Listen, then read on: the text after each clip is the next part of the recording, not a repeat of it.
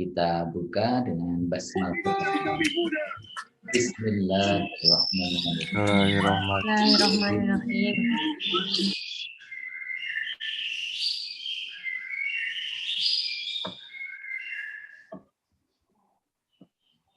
Baik. Saudara-saudara yang dirahmati Allah Subhanahu wa taala, pada pertemuan kemarin kita sudah membahas tentang teknik analisis korelasi produk moment. Jadi salah satu teknik yang kita gunakan untuk mengetahui hubungan antara dua variabel, ya, satu variabel bebas dan satu variabel terikat. Dan dari penjelasan kemarin kita sudah mendapatkan beberapa konsep dasar, ya, konsep dasar bahwa teknik analisis korelasi produk moment adalah teknik analisis yang digunakan untuk mengetahui hubungan dua variabel yang sama-sama berjenis interval atau rasio. Jadi itu satu hal yang penting, bahwa untuk korelasi produk moment itu jenis datanya harus interval atau rasio. Atau boleh yang satu interval, yang satu rasio, atau kedua-duanya interval, kedua-duanya rasio juga boleh. Ya, jadi itu mengenai jenis datanya. Nah, dan kita sudah ketahui bahwa untuk analisis korelasi produk moment secara manual, ada hal yang perlu kita ketahui dengan baik, bahwa sesuatu itu memiliki hubungan atau korelasi yang signifikan apabila koefisien korelasi Rxy atau R hitung, R observasi, R eksperimen itu lebih besar dari R tabel atau R teoretik. Tetapi dikatakan tidak ada hubungan yang signifikan apabila R teoretik itu lebih besar dari R tabel. Mohon maaf, R teoretik lebih besar dari R hitung atau R observasi. Atau bisa disebut dengan R observasi atau R hitung atau R eksperimen lebih kecil dari yang di RT. Itu berarti tidak ada hubungan yang signifikan. Nah, saudara-saudara yang dirahmati Allah Subhanahu wa taala, pada kesempatan hari ini saya ingin mencoba menampilkan kepada saudara, yaitu teknik analisis yang nanti akan kita bahas bersama, yaitu kita akan menggunakan statistik atau aplikasi, kita akan menggunakan aplikasi, yaitu SPSS. Nanti kita akan coba kita lihat SPSS. Jadi kita akan menggunakan seperti apa sih teknik analisis yang kita coba. Kalau kemarin kita menggunakan manual, hari ini kita akan mencoba menggunakan aplikasi, sehingga kita bisa melihat bedanya antara manual dengan menggunakan aplikasi. Baik. Sebelum saya lanjutkan, saya ingin mereview sedikit.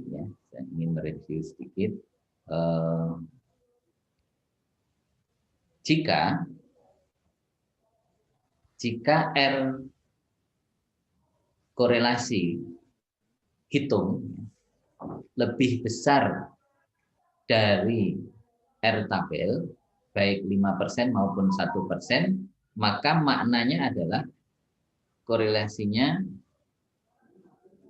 signifikan atau tidak signifikan. Silahkan dijawab. Signifikan, Pak. Signifikan. Baik, itu yang Yang pertama. Kemudian yang kedua, saya ingin tanya lagi, kalau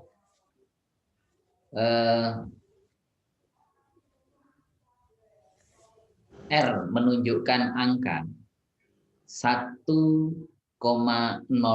ya, koefisien korelasinya, indeks koefisien korelasinya adalah 1,00, artinya apa?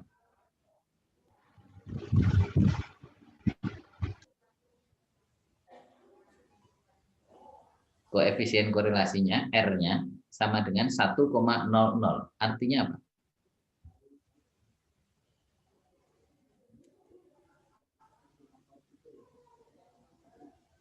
Halo?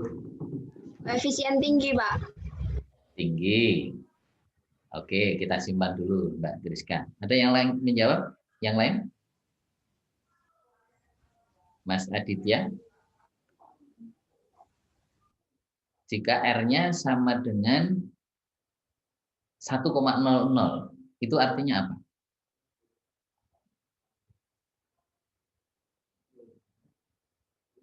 Hubungannya seperti apa?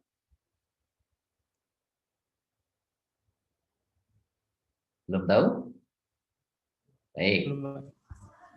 Kalau terjadi umpamanya koefisien korelasinya RXY-nya sama dengan 1,00, itu maknanya adalah hubungannya itu sempurna atau sangat tinggi, ya bukan hanya tinggi, sangat tinggi bahkan sampai sempurna.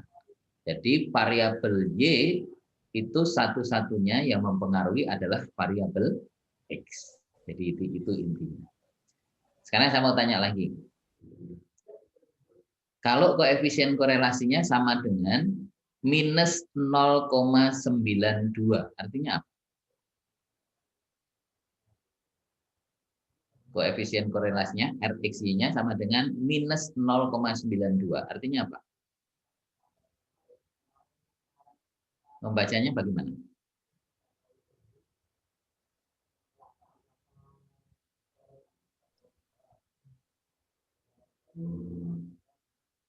Silakan.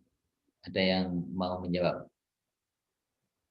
RXY-nya sama dengan minus 0,92. Artinya apa?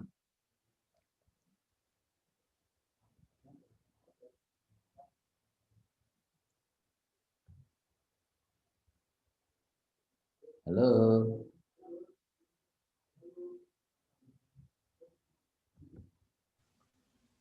Belum tahu, Pak. Coba ada yang mau menjawab? Silakan.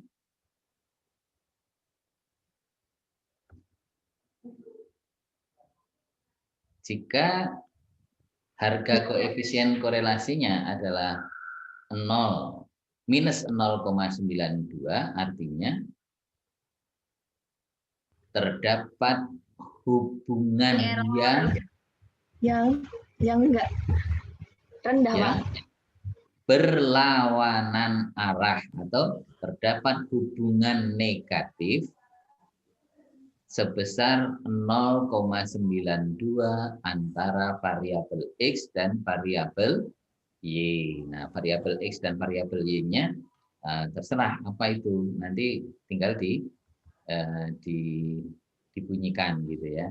Jadi itu maknanya. Baik, saudara-saudara yang dirahmati Allah Subhanahu wa taala.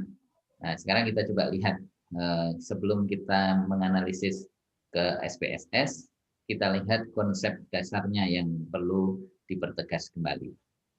Ini untuk menguatkan apa yang sudah saya jelaskan tadi.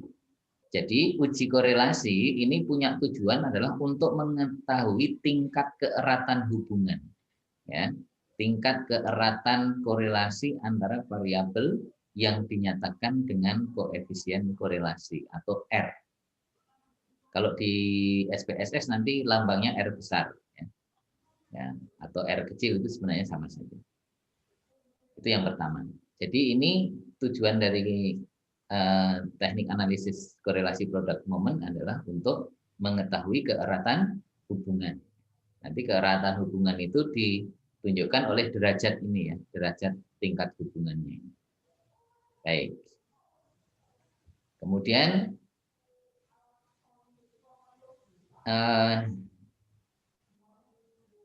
yang kedua, jenis hubungan antara variabel X dan variabel Y dapat bersifat positif atau negatif. Hanya saja tanda positif dan negatif bukan tanda aljabar, tetapi semata-mata adalah menunjukkan arah korelasi. Korelasi positif atau yang sering tidak dituliskan tanda positifnya itu artinya mengandung makna bahwa hubungannya itu hubungan yang searah. Jika X naik maka Y naik gitu. Jika X turun Y turun, itu maknanya seperti itu. Nah, baik. Sementara kalau hubungan berlawanan arah atau korelasi negatif yang ditunjukkan nanti koefisien korelasinya ada angka minus, umpamanya minus 0,92 tadi, berarti terdapat korelasi yang berlawanan arah antara variabel X dengan variabel Y. Jadi kalau variabelnya X-nya naik, variabel Y-nya justru turun, atau sebaliknya variabel X-nya turun, Y-nya naik. Kemudian yang berikutnya, dasar pengambilan keputusan, jika nilai atau taraf signifikansi yang ditunjukkan oleh sig atau P, ya lambang P, lebih kecil dari 0,05, maka dikatakan berkorelasi. Ini kalau pakai SPSS, ya, pakai SPSS seperti itu. Tapi kalau pakai manual itu yang di sebelahnya itu. Kalau manual justru syaratnya harus koefisien korelasi hitung itu lebih besar dari RT. Jadi ini kebalikannya, ini hati-hati, ini kebalikannya. Jadi yang di dasar pengambilan keputusan ini, di sini, yang di sini ini dikatakan signifikan jika P lebih kecil dari 0,05. Tetapi kalau manual justru R-nya harus lebih besar, ya, R hitungnya atau R observasi lebih besar dari yang di tabel. Kemudian yang kedua, jika nilai atau taraf signifikansi atau sig atau P itu probabilitas errornya itu lebih besar dari 0,05, maka dikatakan tidak berkorelasi. Nah, ini justru juga sebaliknya. Kalau manual justru R XY-nya atau R observasinya, eksperimennya itu lebih kecil dengan yang di tabel, baik itu 5% maupun 1%. Kemudian yang berikutnya juga di sini, ini pedoman derajatnya. Jadi nanti kalau ditemukan nilai Pearson correlation ya antara 0,81 sampai 1,00, maka itu dikatakan hubungannya, ya, derajat hubungannya itu sangat kuat. Kalau sampai 1,00 itu berarti sempurna. Ya, sempurna kan gitu ya. Seperti lagunya Kita Kutawa itu. Nah, nilai Pearson correlation antara 0,61 sampai 0,80 itu dikatakan kuat atau tinggi. Ya. Kemudian nilai Pearson correlation antara 0,41 sampai 0,60 itu dikatakan sedang. Ya. Kemudian nilai Pearson correlation antara 0,21 sampai 0,40 dikatakan lemah atau rendah. Nilai Pearson correlation antara 0,00 sampai 0,20 dikatakan sangat lemah atau sangat rendah.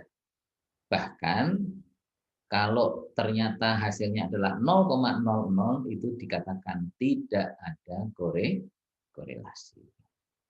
Nah, itulah saudara-saudara yang dirahmati Allah SWT, dasar pengambilan keputusan atau konsep-konsep dasar yang harus kita pahami ketika kita nanti mempelajari hasil, ya, hasil dari temuan kita, hasil analisis kita ketika kita nanti menggunakan SPSS.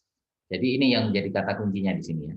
Dikatakan signifikan jika probabilitas errornya itu lebih kecil dari 0,05.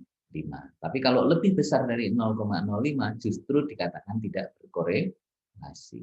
Ini berlawanan dengan yang manual. Baik. Nah, saudara-saudara yang dirahmati Allah Subhanahu wa taala, sekarang kita akan mencoba berlatih bersama-sama. Nah, kita akan buka SPSS, ya. Buka SPSS. Nah, Sekarang kita coba share lagi untuk buka SPSS. Nah, sudah kelihatan tampilannya? Sudah, Pak. Sudah, Pak. Sudah, Baik. Pak. Apa yang harus kita lakukan kalau kita sudah membuka menu SPSS?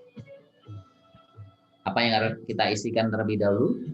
Mengisi variabel view. Mengisi variabel view. Bagus. Nah, sekarang kita mengisi variabel view.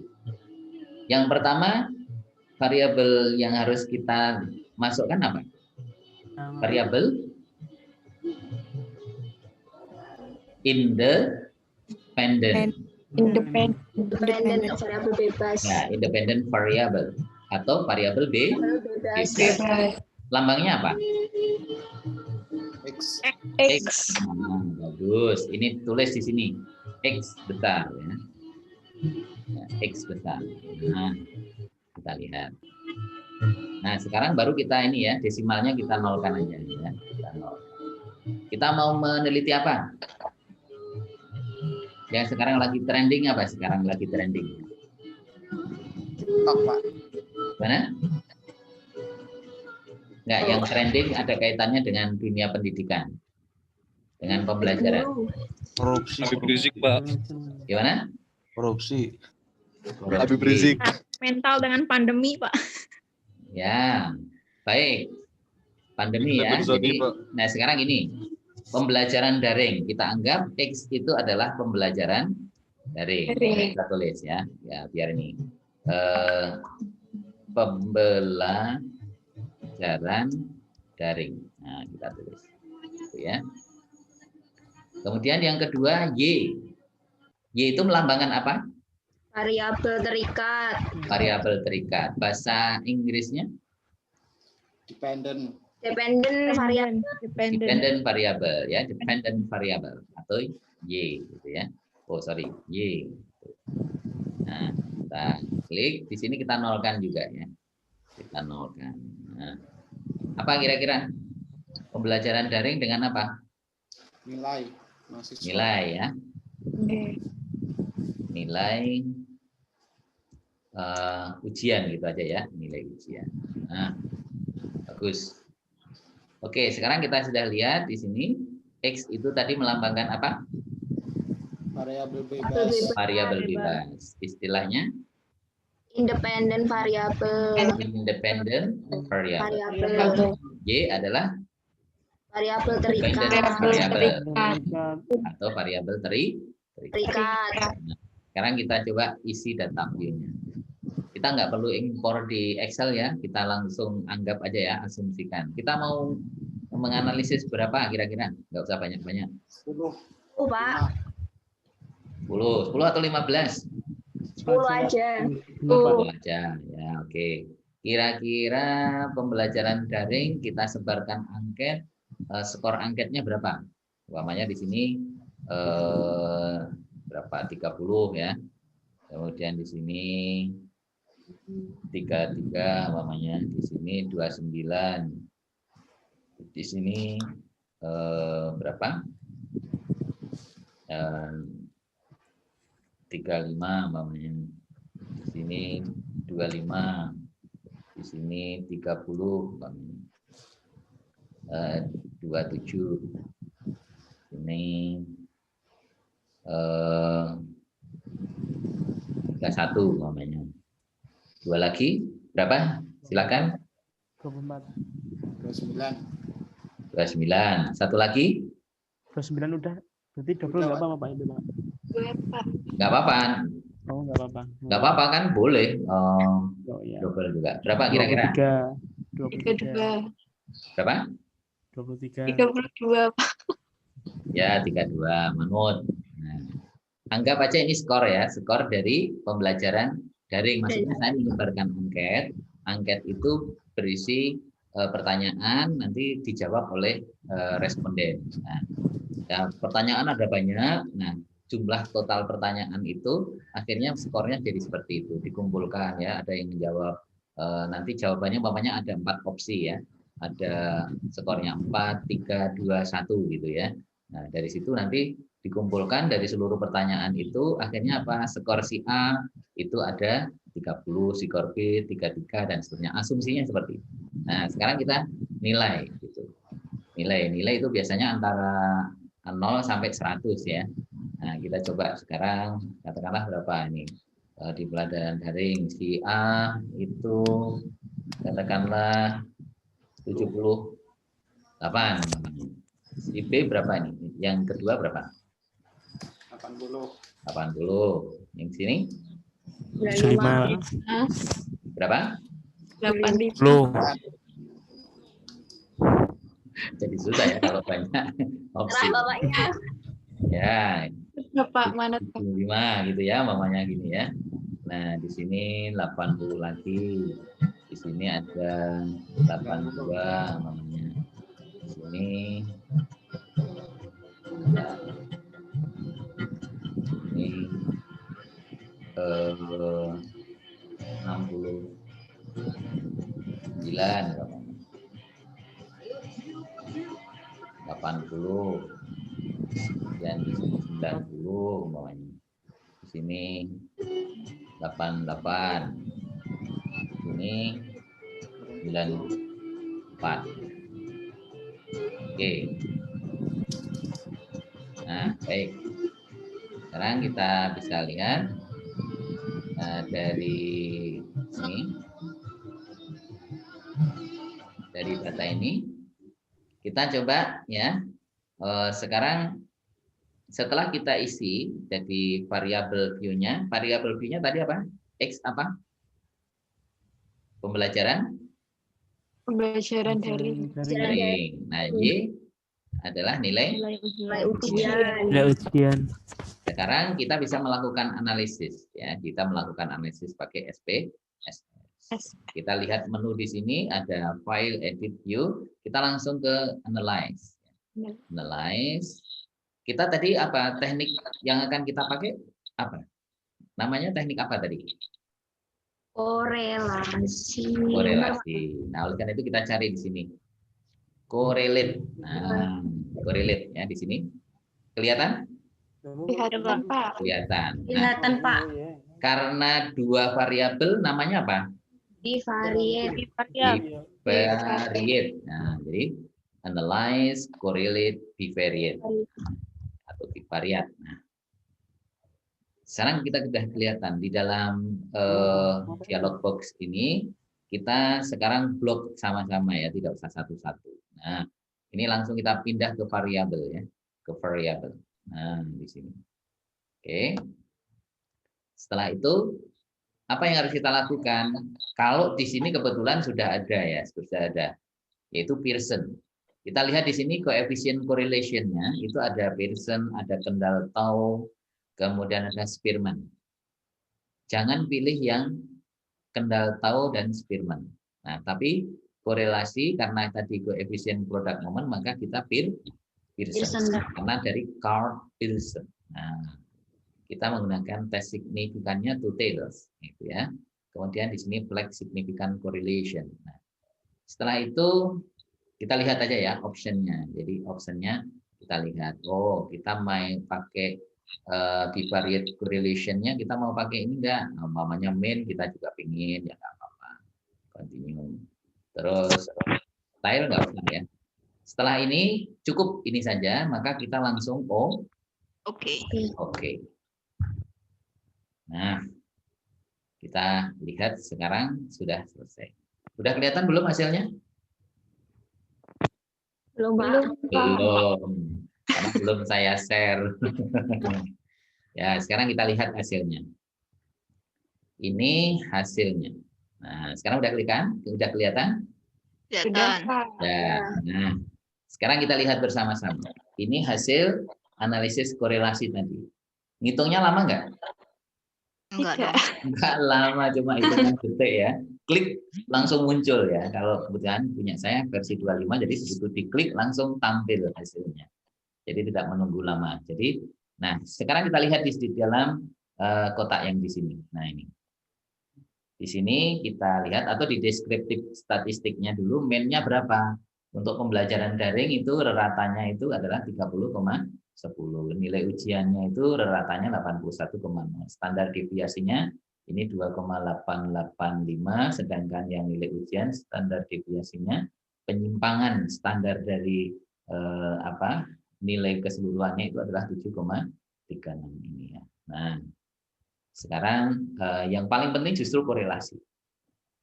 Di mana kita akan tahu besarnya nilai korelasi. Angka korelasinya R-nya di mana? Sudah tahu belum? Belum. Nah, belum tahu ya. Ya, sekarang kita lihat di sini. Pembelajaran daring, Pearson correlation. Nah, jadi di sini yang menunjukkan harga R itu adalah di sini. Ya. Yaitu 0,122. Nolnya nggak ada. Cuma titik 122. Nah, di depan titik itu maknanya adalah 0. Positif atau negatif? Positif. Positif karena tidak ada tanda minus. Ya, berarti ini korelasinya searah, betul. Kenapa ragu-ragu sih? Nah, gitu. Cuma mau bilang searah nggak usah ragu-ragu, langsung tegas saja. Salah nggak apa-apa, nanti kan dibetulin kan gitu. Iya, yang penting berani. Oke. Jadi ini adalah merupakan korelasi searah. Tapi besarannya ada berapa? Yaitu R-nya adalah 0,122. Sekarang kita lihat berapa signifikansinya. Signifikansinya tadi apa? Yang menjadi pedoman kita. Dikatakan korelasinya itu signifikan jika P kurang dari 0,05. Sekarang kita lihat di sini signya itu adalah 0,736. Berarti lebih kecil atau lebih besar? Lebih Besar. Lebih besar. Kalau lebih besar apa artinya? tidak signifikan. Tidak signifikan. Ya, jadi tidak signifikan. Berarti kalau tidak signifikan berarti hubungan antara pembelajaran daring dengan nilai ujian adalah merupakan hubungan yang tidak signifikan. Gitu ya. Nah, ini tapi ngawur loh ya, ini datanya tadi ya. Nah, bukan data penelitian sungguhan ya. Ya, karena kan kita asal aja cantumkan ini. Kalau yang sesungguhnya ya harus meneliti beneran gitu ya, harus meneliti benar. Instrumennya harus benar dulu, diuji dulu, valid dulu dan seterusnya. Nah, kita lihat di sini M-nya sudah betul ya. 10 ya, M-nya 10 gitu ya. Sehingga di sini bisa kita lihat dari data ini R-nya adalah 0,122 dan kemudian taraf signifikansinya adalah 0,736. Berarti lebih besar dari 0,05. Kalau lebih besar dari 0,05 berarti hubungannya tidak signifikan. Nah, sekarang ini berarti sudah selesai. Dengan demikian apa simpulannya? Simpulannya apa? Pembelajaran daring nggak efektif, Pak. Betul. Itu kesimpulan yang ini. Ya. Tapi itu kalau itu kesimpulan yang langsung spontan ya. Tapi kalau dihubungkan dengan analisis kita ini apa jadinya? Jadi bahwa hubungan antara pembelajaran daring X ya dengan nilai ujian Y sebesar 0,122 termasuk merupakan hubungan yang tidak signifikan. Nah, sekarang saya tanya, ini skornya adalah 0,122. Kalau berdasarkan derajat hubungan, ini termasuk hubungan yang apa? Karena ada yang sangat tinggi, sedang, rendah, sangat rendah. Ini termasuk apa? Rendah, Pak. Rendah. Rendah. Rendah. Ada yang jawab lain? Sangat rendah. Sangat rendah. Bagus. Kita buktikan sekarang. Kita buka yang pedoman kita tadi ya, panduan kita Belum tadi. inget. Nah, di sini panduannya. Tadi berapa? 0,122 ya. 122. Berarti pada korelasi apa nih? Sangat Lemah. Sangat lemah, sangat rendah. Wajar kalau dikatakan tidak ada Hubungan. Gitu ya. Nah, ini hanya berdasarkan contoh ya, contoh yang kita sebenarnya tidak meneliti tapi cuma berasumsi saja. Datanya data yang pura-pura gitu ya, data yang fiktif gitu. Mestinya harus meneliti beneran gitu ya. Cuma ini tadi hanya untuk sekedar contoh bagaimana kita mengaplikasikan dalam aplikasi SPSS gitu.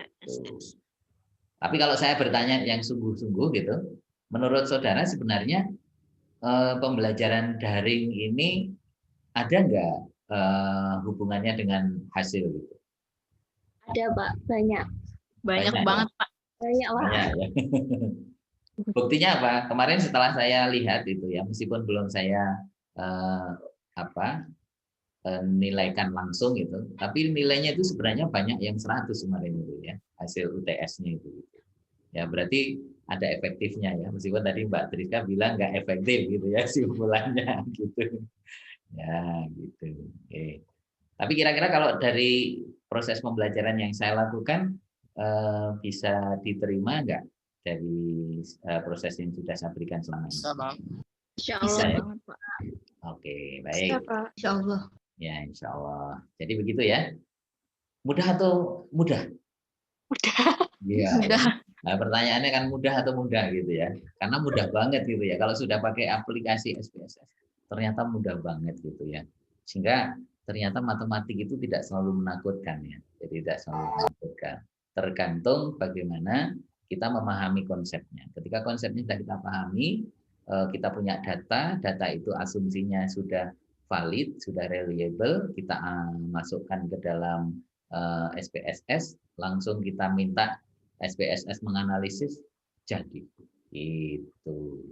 Nah, ternyata mudah ya. Nah, sehingga inilah kelebihannya statistika ketika kita yang penting memahami betul konsep dasarnya. Sekarang dari latihan kita tadi, mungkin ada pertanyaan? Tidak ada ya, saya ulang lagi ini, saya ulang lagi. Kita lihat data aslinya dulu, data aslinya ini. Ya, data aslinya kita awali tadi dengan sebenarnya melihat apa? Menentukan variabel view, ya, variabel view-nya. Nah, kebetulan kita ingin seolah-olah kita ingin meneliti tentang pembelajaran, hubungan antara pembelajaran daring dengan nilai ujian. Ya. Nah, kita lihat yang akan kita teliti berapa orang? 10 orang. 10 orang. Yang perlu dipahami, yang perlu diketahui adalah untuk melakukan analisis product moment, maka dua variabel itu harus melekat pada satu orang. Ya, jadi pembelajaran daring juga ada di dalam orang tersebut, termasuk juga nilai. Jadi sehingga kita bisa mengetahui. Nah, ini yang bisa kita lihatnya. Dan ternyata hasilnya apa? Ya, hasilnya sebagai berikut. Hasilnya justru tidak ada hubungan gitu ya, tidak ada hubungan. Mana tadi ya? Nah, ini. Hasilnya tidak ada hubungan. Buktinya apa? Yang untuk menentukan tidak ada hubungan itu ini. Ya. Yaitu angka berapa ini? 0,736. 0,736 lebih besar dari 0,05. Kalau signifikansinya itu lebih besar dari 0,05, berarti itu tidak signifikan. Tetapi kalau signifikansinya itu lebih kecil dari 0,05, itu berarti signifikan. signifikan. Itu yang paling penting kalau menggunakan SPSS gitu ya. Jadi kita langsung bisa melihat seperti itu. Dan ternyata hubungannya sangat kecil karena apa? Angka koefisien korelasinya cuma 0,122 dan masuk dalam kategori derajat hubungannya itu sangat rendah. Karena sangat rendah maka biasanya diabaikan. Diabaikan. Oke, saya kira begitu tutorial yang kita bahas pada kesempatan hari ini. Mangga umpami badhe aya pertanyaan dipersilahkan. Ya Pak. Mangga.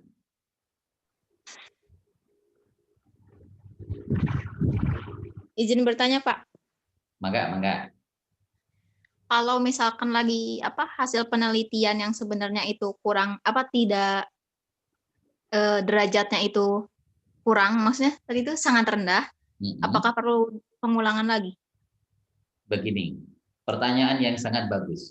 Seandainya kita betul-betul melaksanakan sebuah penelitian, tapi fakta yang kita peroleh itu hasilnya seperti itu, hasilnya sangat rendah, bahkan dikatakan mungkin mendekati 0 ya, katakanlah begitu ya.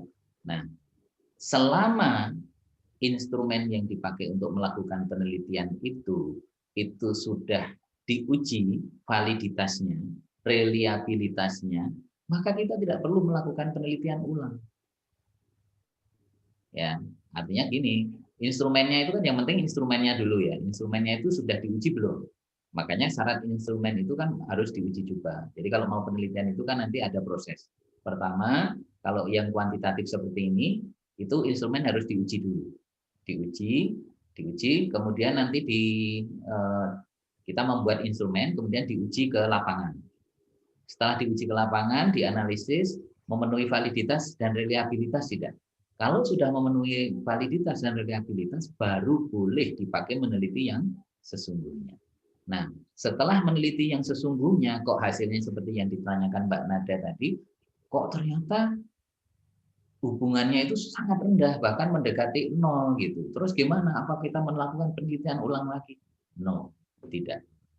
Selama proses itu sudah dijalankan, prosedurnya penelitian itu sudah dijalankan dengan baik, dengan benar, memenuhi kriteria dalam penelitian kuantitatif, maka apapun hasilnya kita harus terima. Cuma kita harus mengantisipasi, kenapa kok bisa hasilnya rendah? Nah, mungkin ada faktor-faktor, umpamanya ketika mengambil data mungkin kita nggak tepat waktunya gitu ya. Nah, jadi umpamanya pas waktunya itu mungkin pas waktu istirahat atau pas waktunya mahasiswa, atau kalau yang diteliti itu mahasiswanya itu sedang ujian sehingga jawabnya sakarpe gitu. Nah, kayak gitu kan bisa jadi. Jadi saat penelitian pun itu juga sangat bisa berpengaruh gitu. Atau mungkin bisa jadi respondennya itu terlalu sedikit. Nah, respondennya terlalu sedikit itu bisa berpengaruh. Nah, jadi umpamanya responden itu kan minimal harus berapa? Responden itu minimal 30. Nah, kalau dalam kuantitatif. Nah, makanya kalau penelitian itu kurang dari 100 maka diambil semua gitu. Nah, tapi kalau lebih dari 100 boleh di persentase. 10% sampai 15%, 20% sampai 25%, atau bahkan juga 100% enggak apa. Gitu. Jadi besar kecilnya sampel nanti juga bisa mempengaruhi. Gitu ya. Nah, itu. Saya kira begitu Mbak Nada ya. Saya kira pertanyaan yang sangat bagus banget ini. Jadi Terima kasih Pak. Ya, sama-sama. Oke. Yang lain monggo silakan.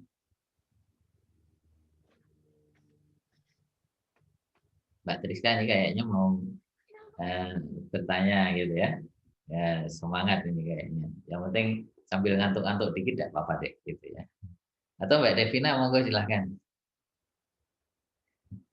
Kalau mau bertanya. Kira-kira mudah atau gampang tadi? Gampang, Pak. Gampang ya. Cuma begini, saya ingin menyampaikan. Itu tadi sebenarnya kita dalam melakukan proses penelitian itu sudah langsung instan ya. Mestinya itu harus ada uji prasyarat dulu ya dalam melakukan analisis korelasional ini, yaitu uji normalitas dulu, kemudian ada uji linearitas ya, linear. Apakah variabel X itu linear dengan variabel Y-nya? Itu mesti harus diuji dulu.